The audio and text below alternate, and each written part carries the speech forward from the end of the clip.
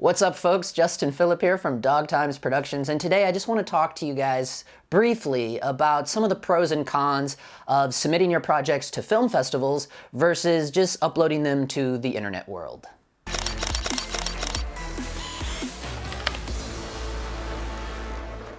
Okay guys, so if you're new to this channel, I'm a low-budget indie filmmaker working full-time as a freelancer here in Los Angeles. I've been working in the film industry since 2010. I've been a full-time actor since 2002, so I've been in this industry quite a long time, and I just share my experience and tips and tricks that I learn along the way with all of my fellow low-budget indie filmmakers.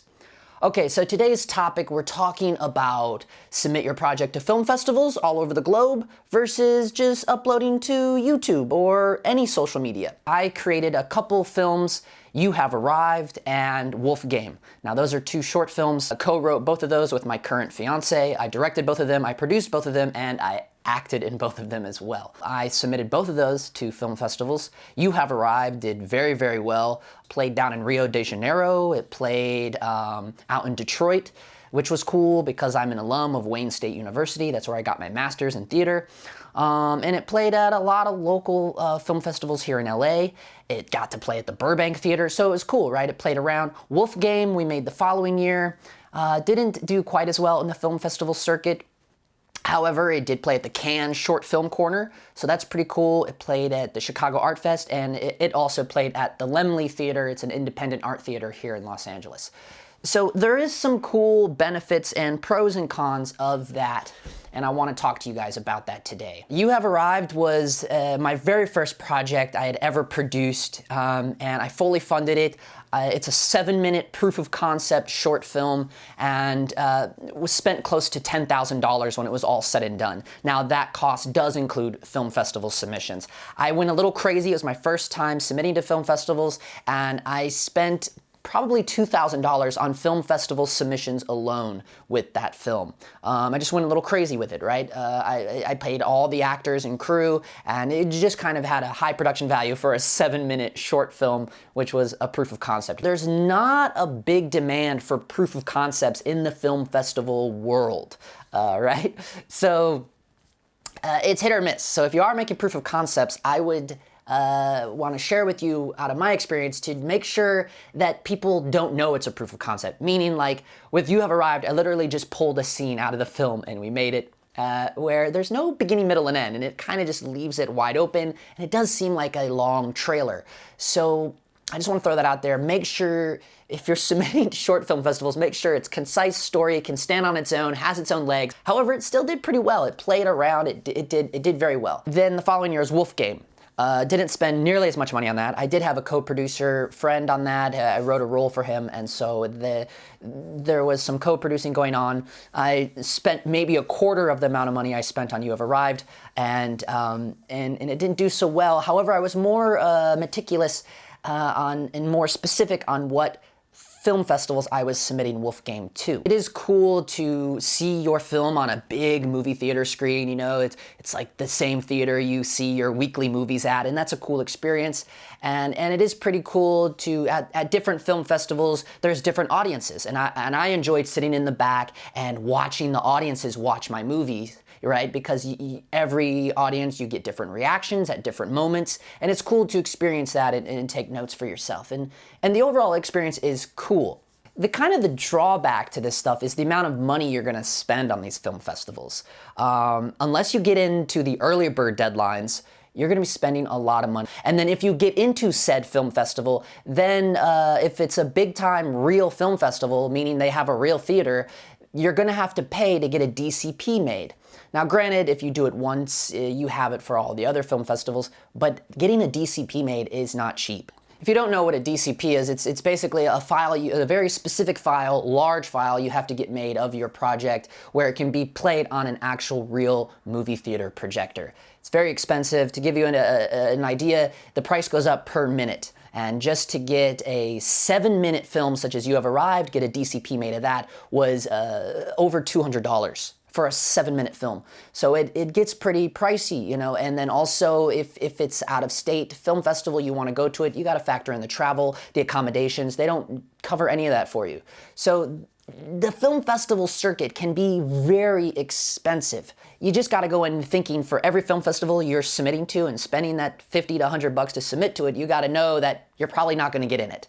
I spent $2,000 for You Have Arrived, submitted it to a bunch of film festivals, and it got into 1, 2, 3, 4, 5, 6 or 7 film festivals, but it cost me $2,000. So it's a big gamble, right? With Wolf Game, I spent maybe $200 total, and it got into 3 film fests. Now, granted, one of those film fests was the Cannes Short Film Corner. That's pretty amazing. Got kind of lucky on that. However, the UK are big fans of Wolf Game, and I know that because both of those films, You Have Arrived and Wolf Game, are now available on Amazon Prime. If you are an Amazon Prime member, I'll put links to both of my films down in the description below.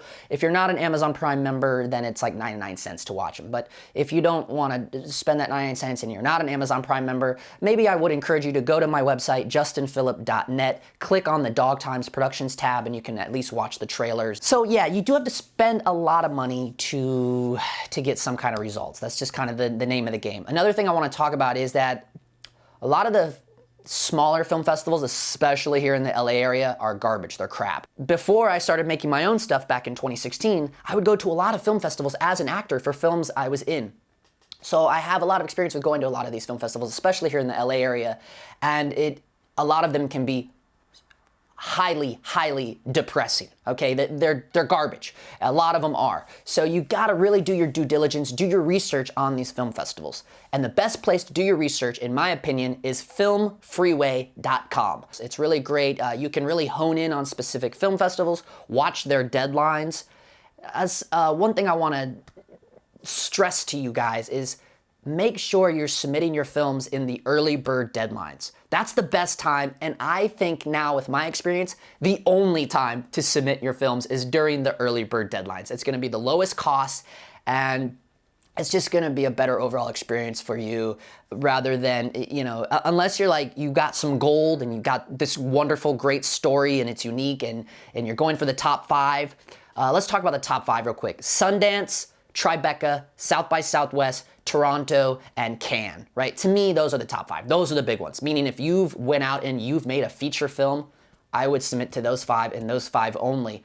If you don't get into any of those 5, then maybe submit to some other small festivals in your area.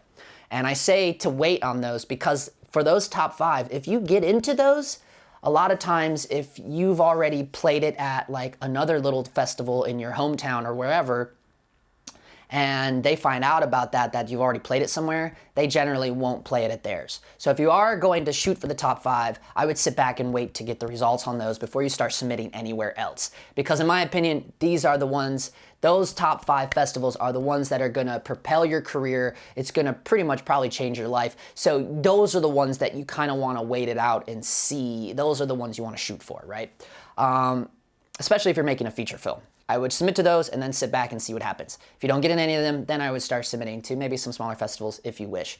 Feature films, I would say, are probably the #1 thing to submit to film festivals. Short films, I'm kind of on the fence now just based on my own experience. If you guys follow my channel, you know that my fiance and I have recently both created 2 little short films, and she right out the gate was like, nah, I'm just gonna put it online.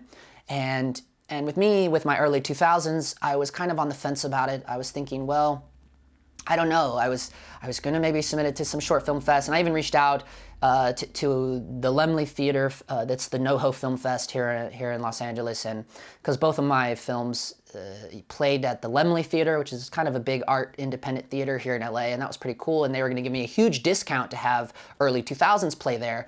But then I would have to go get a DCP made for this little tiny 3-minute, 4-minute short film. And it started to really become a lot of money again, and I'm thinking, is this worth it? It's a 4-minute little tiny thing. And so the verdict is out. I'm just gonna go back, revert to just releasing the thing on its own as a spec commercial. I was gonna shorten it up and do all that, but no, it's just gonna be a 4-minute long spec commercial, and I'm gonna release it all over the internet world very, very soon. So let's talk about that. Facebook has ads now. If you guys know my channel or have heard me talk about LOL Parenting, that is a Facebook kind of web series. They're solely on Facebook. They've had it on there for quite some time. I'm one of their cinematographers and directors of photography on that show. They've had a pretty large following from the time that I've been working with them. This was like last year. And now I noticed on one of their latest videos that I shot for them, it has ads now. And I was like, wow, Facebook's kind of the new way to go. People, and talking to the producers of that show, they were saying, yeah, for narrative stuff like that, YouTube is kind of out the door and Facebook is kind of the in. And they have ads, and it's with Facebook and LinkedIn, you want to upload directly to those sites and burn your subtitles in. This is a big thing. A few people have told me this, where the subtitles are a must with Facebook and LinkedIn, because people that are on there are looking at that while they're at work, and they need to read it, not hear it because they're at work. And that helps you in the algorithms and pumping and getting shares and views. So Facebook might be an option, as well as LinkedIn. Upload directly to those sites and make sure you have subtitles burned in. Also, there's YouTube and Vimeo. We know about that. Unfortunately, narrative stuff just doesn't do well on either of those sites, but it's there, it's an option. And also there's Instagram. Instagram is a huge walking billboard for me as a freelance cinematographer and producer director. So it's always great to put it on there. I would suggest, though, make sure you have the correct ratio. The ratio for Instagram is 864 by 1080. Aspect ratio for Instagram to have your video appear as large as your photos when people are scrolling through. I think the main takeaway for me here is, if you're gonna submit to stuff, I would do your due diligence, do your research. Don't go crazy like I did and spend $2,000 on film festival submissions. I would be smart about it. And the way to be smart about it, in my opinion, is use filmfreeway.com. And also another thing is that, you know, both of my films are on Amazon Prime now. You don't need to have your films play at any film festivals to get it on Amazon Prime. It's pretty simple to get it on Amazon Prime. You just have to have it a certain file size, very huge high-res file. You have to have 3 different pieces of cover art and very specific size ratios for those. And you have to have actual captions. Not burnt-in subtitles like what you see on Facebook, but actual captions. And there are services that provide that, but I also know how to do it. I have a program that does it. So maybe if you guys are interested in that, you can hit me up. Maybe I can make a video about that one day. But I think the main takeaway for me is, yeah, I think for short films, I'm probably no longer gonna submit my short films to film festivals unless it's like a high production value, and I'm probably gonna stick to the main top 5. Mainly because I've submitted to all of those before. Another thing I wanna talk about you real quick is, don't forget about the percentages. 80% of all these, now Sundance did the numbers with this. 80% of their film festival submissions every year are brand new first timers, 80% of them. So 20% are return customers, right? So that means there are way more people first time submitting to Sundance than there are return customers, right? I think there's a lot to be said about that. I would say, yeah, keep submitting, don't give up. But also, I think be smart about it. Sundance is pretty expensive to submit to. Places like Sundance and Tribeca and Cannes and South by, they're not on filmfreeway.com. You have to go directly to their websites and submit directly to them. Sundance has a relationship with something called Without a Box. I'm not a fan of Without a Box. Film Freeway is much better in my opinion. I think Without a Box, last I heard, it is going under anyways. So, I don't know. It is what it is. I don't want to talk about that too much. I don't want to start discussions about that. I don't care about it. I care about filmfreeway.com. And if you're interested in submitting to Sundance, just go to their website. It'll tell you what to do. Maybe it will redirect you to Without a Box, but pretty sure that's going under. I don't want to discourage any of you. Submit your films. You know, if it's your first time, submit it. I don't want you to ruin that experience for you. And also submit it to local festivals. You'll have a much higher experience showing it in your hometown than you will, you know, flying out to some little crappy festival here in LA. Seriously. And also, here's another thing, guys.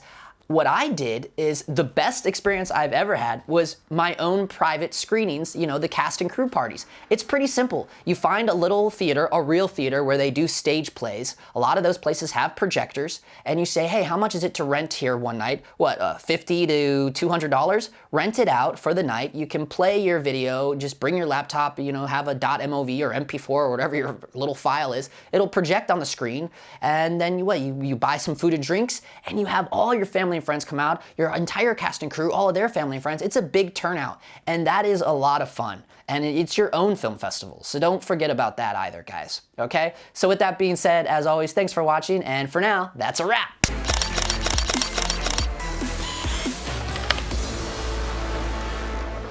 Hey, hey, hello, hello, are you in there? Hey, hit subscribe.